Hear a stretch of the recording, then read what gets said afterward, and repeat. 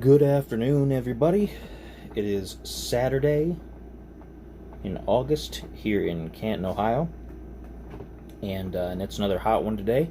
It's been a hot year this year for summer in Ohio, and it's been a little while since my last video. I haven't been able to get to the grocery store really and pick up any new stock. Well, I've been able to get there, but I haven't been able to actually go and pick up stock. I've been just getting regular groceries and things. The restrictions that I was afraid of in my last video ended up not being as bad as I thought they were going to be, and so I'm able to come and go freely, which is great. And but I hadn't had any funds to truly pour into tastings. I'd been using that for other stuff that we needed around the house and things like that. So this is the first time I've been able to really get on and do something new. And I got a couple of things. I'm only going to do one of them this video and one of them in the next video, rather than doing like a back-to-back, because I want to kind of stretch things out a little bit.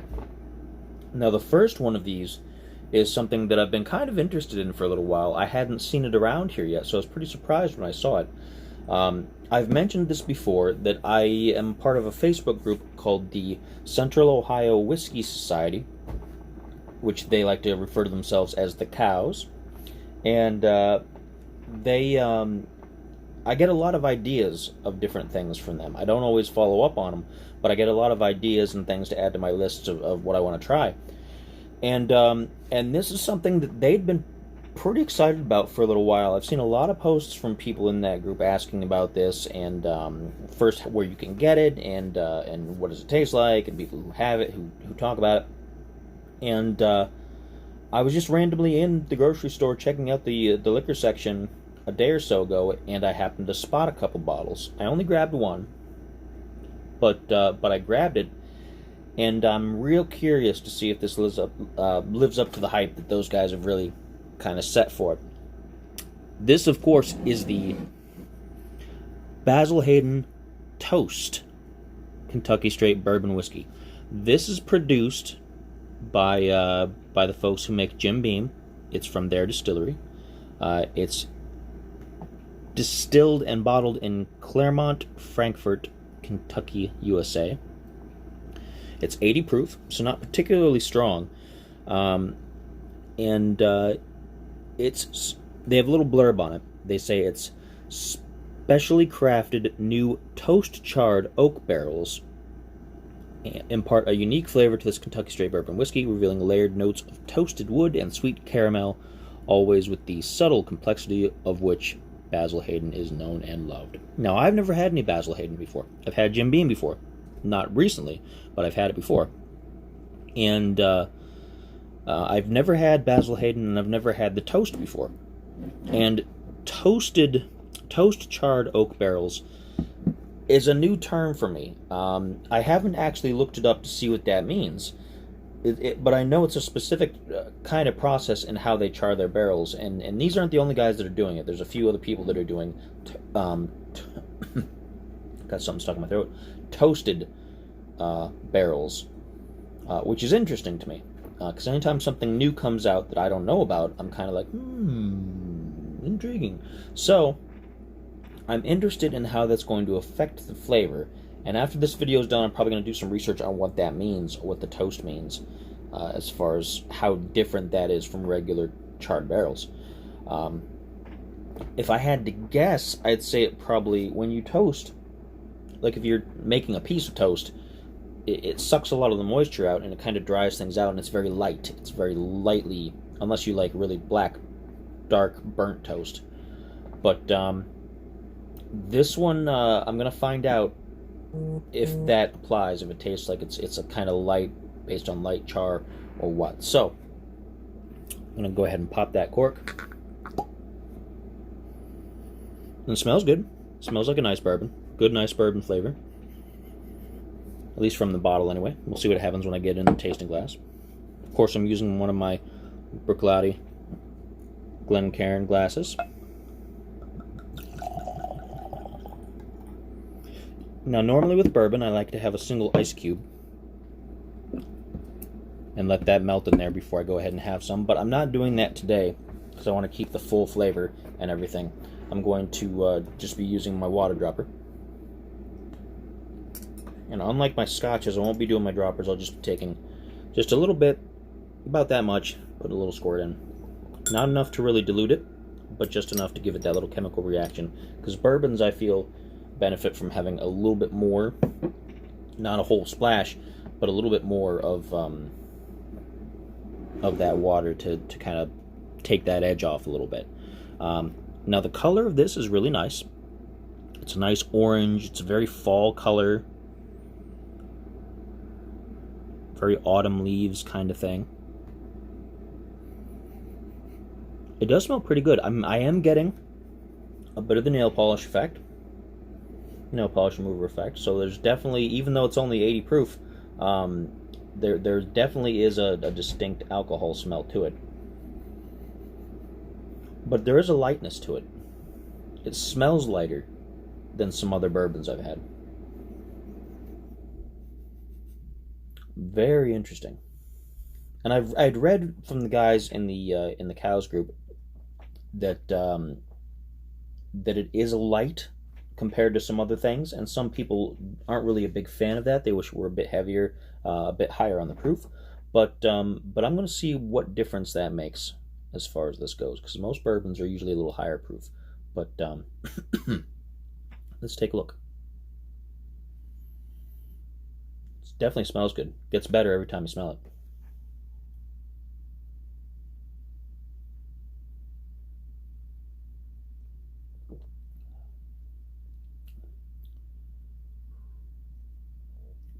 Definitely has a burn to it. It has a definite burn to it. But it's not really significant. It's there. It's definitely there, and you can sense it's a bourbon. But it's a very light taste. It is very light. It reminds me a little bit of the Lead Slingers that I did a few videos ago, which was a pretty mild bourbon. Good, but mild. And not a lot of after flavor. It kind of dissipates. There's not much going on after the fact. I like it. Which might surprise you, because since I just said that there's not a whole lot going on after the fact, I like it because it's not overwhelming. It's not like, after a taste of this, a few minutes later, I could go ahead and have another sip of this relatively quickly without being overwhelmed by everything, which I think I'm going to do.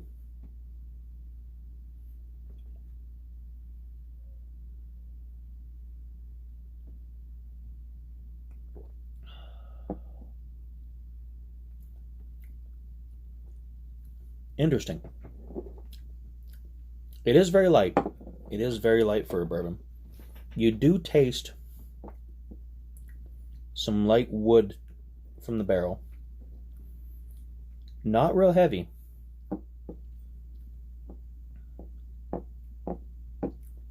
I'm kind of conflicted on how I want to describe it, because it doesn't have a whole lot of real standout flavors to it. What it has does mix together very, very nicely, and it does sit on the palate really nicely. It's really easily drinkable. I could probably, if I sat there and didn't pay much attention, I could probably go through this bottle in a couple of days. I'd rather not, because it's kind of rare to find around here. But it's very easy to drink. I'm trying to see if I can pick out a particular flavor profile for you guys to see what I can connect it to. Their tasting notes, they listed the tasting notes on the bottle for what they feel it's like, and they come up with toasted wood, vanilla, light mouthfeel, which is true, with a finish of sweet caramel. And I don't know if I'm getting that quite so much. I might be getting some kind of sweet syrupiness at the end. I don't know if I'm getting caramel. I'm not sure if I'm getting the vanilla so much. I am getting the wood.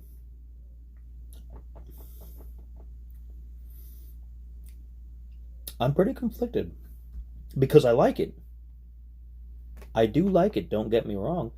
But it's hard to pick out, like I said, it's hard to pick out a particular flavor profile from it. It doesn't have anything that really jumps out and says it reminds me of this or it reminds me of that.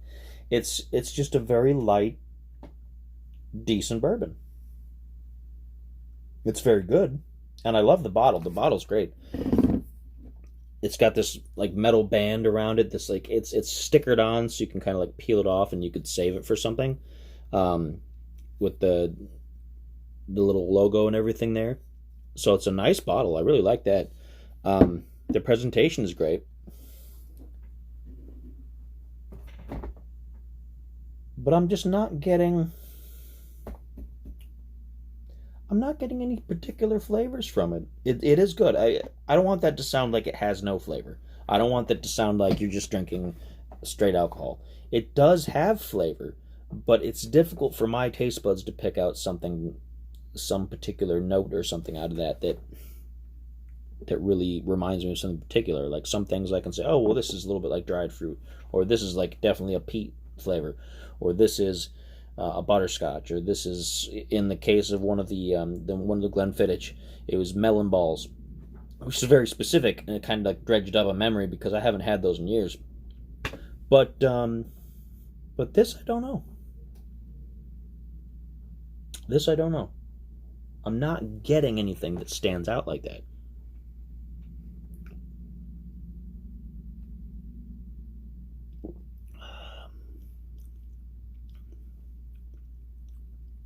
I mean, I guess if I pay attention, there is a little bit of the vanilla in there. But I'm not getting the caramel at the end that they're saying. Which is fine. It could just be my taste buds are shot. Who knows? I've never really been a big fan of like spicy food and things. So I don't really have a lot of things that have really damaged my taste buds that I know of. But who knows? And I did go through the virus thing last year, and they say that you're not supposed to be able to taste or smell things. I didn't really get that impression, but I have noticed I have weird tastes every so often. Like my taste buds, the nerves don't quite fire off just right. And for a while there, I was tasting metal, like if you put a coin in your mouth and you get that metallic taste. You shouldn't do that because so many people have touched those. But when you're a kid, you put things in your mouth, you taste stuff. And that memory of what a coin tasted like, I had that in my mouth for a while after I had my issue with the thing last year. And I attribute it to that because they say that's one of the symptoms. But unless my taste buds are like absolutely shot completely, then I don't know. I'm just not getting anything from this. It is good though. I like it. I do like it. And I know this is going to sound confusing. You guys are going to be like, I don't know about you. First you said the Four Roses tasted like an old boot and you liked that taste. Now you're saying this doesn't taste like anything, but you like it. I just think you're bland. Maybe I'm just very bland. But I do like really heavily peated scotches, which are an assault, an absolute amphibious assault on the taste buds. So, I don't know. It is good though. It's very easily drinkable. This is something that I feel you could definitely just go through pretty quickly, and it's not very high proof, so you might not get yourself in a lot of trouble with that. But it's hard to say. It is hard to say. I do like it. And it's not super sharp, it's not super strong. It's it does have that initial burn, the first taste you get, but as you drink it, that kind of wears off. It gets that numbness in your mouth, and you can kind of ignore the fiery part. It kind of goes away a little bit. And it doesn't have a strong alcohol taste. I mean, you can tell it's there, but it doesn't dominate everything else. So there is some kind of flavor going on there. What it is, I don't know. I like it. I don't know what it is, but I like it. And I guess that's that. I mean, that's the Basil Hayden toast. Yeah, that's about the most I can say. I'm going to keep sipping on it. If I come up with something better than the description I have in this video, then I'll let you know what I came up with as an addendum to the next video I do, or maybe even just post it on the page. Which, if you are not following the page yet, I don't know why not. You can't be watching this video if you're not following the page, probably. I don't know. Uncanny Spirits Club, Facebook. Watch it. Speaking of the cows, the Central Ohio Whiskey Society, I am going to try to get a couple of the folks who are instrumental to that, who are like the head folks. I know a couple of them, a couple of names already, and I'm going to try to get them on to do interviews. I have them I'd like to get interviews for. Missing Falls Brewery in Akron I'd like to get on for some of my first interviews. McAlpine Meadery, I'd like to get them on for some of my first interviews. So a lot of those things coming along. Everything kind of got thrown up and about because everybody got worried about the Delta thing and everything, and now, I don't know, people have a lot less time on their hands, I guess, but I'm still going to try to line up some interviews very soon so I can get some more content on the YouTube page, which is still empty, I know. I have not yet gotten some of the other videos from Rob. I am going to probably start putting our original videos up, which are pretty rough and they're uncut. They're just as they are, and I'm going to put those up just to get some content there, and hopefully kind of get that ball rolling a little bit. But yeah, the Basil Hayden toast, it's good. I don't know what else to say about it. I do like this bottle, though. I'll tell you, I love this bottle. Like this whole metal banding thing here. Like, I'm gonna peel that off and I'm gonna save that because I think that's pretty awesome. What's on deck for the next video? I have a bottle of Jefferson's Reserve, which is, I've had some of theirs before, but not this exact kind. I've had some of their Jeffersons at Sea, 2 different kinds, both of them very good. And I think I've had one of their regular ones. I like that, but I picked up a particular bottle that said it was very old bourbon, and like limited batch and things like that. It stood out. It was different from a lot of the other Jefferson's bottles that were up there. So I'm going to be trying that on the next video. And I might dip into my collection a little bit to do some videos on my private collection stuff. I have not done a video on Horse Soldier, which is getting to be pretty popular. It's actually getting to be relatively common here in Ohio. Not where I am, but in the state of Ohio, it's becoming pretty popular. And it has a great story behind it. It's about the 1st Cavalry that we sent into Afghanistan. And I don't want to get into that whole situation, but the story behind this was pretty good. I also got a second bottle of the Dutch bourbon whiskey, which is based off of the Predator movie franchise. So I might do. We've done a tasting. We've already done tastings of that, me and Rob, for the original videos for the Spirits Club that used to be Patreon only, and that's one of those videos I'm going to upload in the near future. But I might do another tasting, an updated tasting, to see if anything has changed and how they've made that. So keep an eye on that. And I might do some Highland Parks. I have 2 bottles of Highland Park that are unopened, that are part of my private stock. One is the Highland Park Magnus, which I have had before, which is great. One is the Highland Park 12-year Viking Honor, which I have not had yet, which is their standard bottle. It's like their flagship bottle. And I've always wanted to try it, so I might pop the cork on that in a future video and let you guys see how I feel about that. The Magnus is something interesting, I'll tell you that. I don't know about their regular one, but the Magnus is something interesting. I know a lot of people that just don't like it. Like, there's people who like Highland Park as a distiller, but they don't like the Magnus. And the Magnus was the first one that I'd tried from them because the bottle's fantastic. You know what? I'm going to go get the bottle. It's right over there. I'm going to show you guys because I love this bottle. Oh, it's great. Hold on.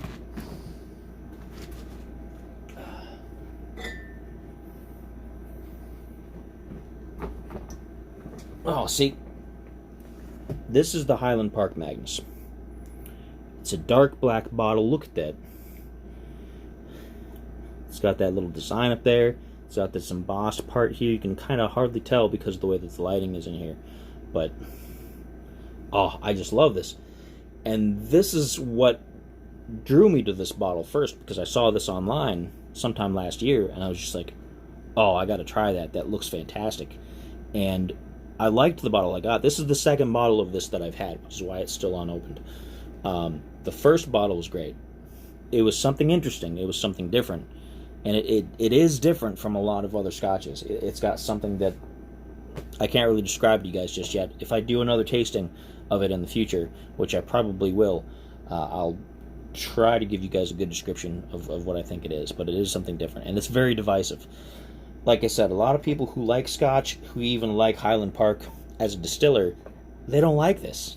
And they're like downright mean about it. They really don't like it. I like it. I think it's great. At least I remember liking it. I don't know. I'll have to pop this one open and try it again. But we'll see. So that's what's on deck. That's what's on deck. Hopefully I can get these interviews arranged in the very near future. I know you guys have been waiting and waiting and waiting. You guys are like, every video you tell us you're going to have interviews, and where are our interviews? They're coming. They're coming. Just hold your horses. Okay? Hold your horses. But until then, of course, this was the Basil Hayden Toast Kentucky Straight Bourbon Whiskey. It's good. I'll tell you, it's good. I don't have a standout flavor of what I think it reminds me of. Maybe after a couple drinks over the course of this week, I'll come up with something. But we'll see. If that changes, I'll let you know. In the meantime, like I said, keep an eye out for future content. If you have not yet, go to the YouTube page, Uncanny Spirits Club on YouTube. Give it a like and a follow. I know there's nothing there yet, but there will be. And if you're already liking and following, you will already know when things come up. And if I hold this up right close to my head, it fits the contour of my brain. I don't know what that was. Anyway, like and follow on YouTube. Share this page if you can. Let everybody know what I'm doing. And let's help grow this audience a little bit. Okay? And don't be shy. Feel free to comment. I read the comments, even though, you know, they don't usually show up, but I read them. So, till next time, cheers.